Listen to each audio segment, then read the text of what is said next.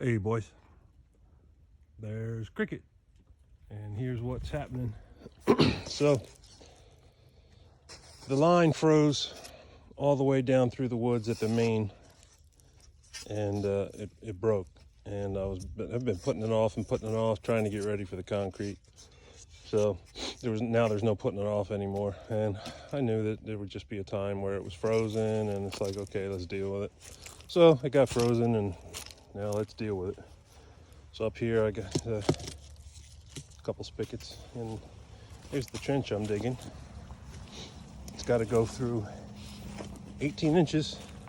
Have my little storyboard here, so I just kind of either put that 18 inches, trying to make sure it's an honest 18 inches, so we don't have to worry about the frost line, which is a little more shallow than the northeast there, where you guys are. It's more like 36 inches.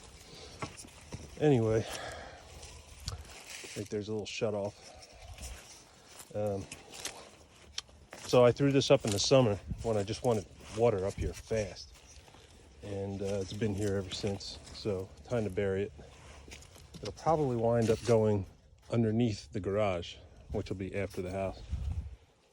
And got my little trench and shovel. It's pretty handy. I marked that too. It's nice just to like kind of have your mark. Make sure it's definitely 18 inches, so I don't have to worry about it. The only thing I don't like about this is it's so mundane looking at that 18 inches, and it's like, oh, is it going down yet? Because it's not just going through dirt. I wish. It's going through a lot of roots. As you can see, I'm surrounded by trees, and a lot of little roots that I have to chop with the lopping shears, and the big roots I have to get with the shell bar. Like, I'll show you what I'm dealing with here. Like, that's one of the bigger ones I've been chopping through. That's pretty hefty to pound through with a shell bar. It gets worse. Oh, or maybe I shouldn't say that. I should say it gets a little more challenging. I'll walk you all the way down to the main. It's like that John Fogerty video, The Old Man Down the Road, where he follows the guitar cord through the woods. Well, here's there it is laying on the ground. I'm gonna try and run it through. Yeah, look at here, we're coming into some big boys here. So yeah, I'll get to the worst of it here shortly. I'm gonna pound through those roots and straight on ahead. Now I was gonna do it up that way a little more initially, but there was something in a den. There was something in its den, and I was headed right for it, and I was almost standing right on top of it. And I think it's a badger, but I think he's gone now since Nash has got his presence around. But anyway,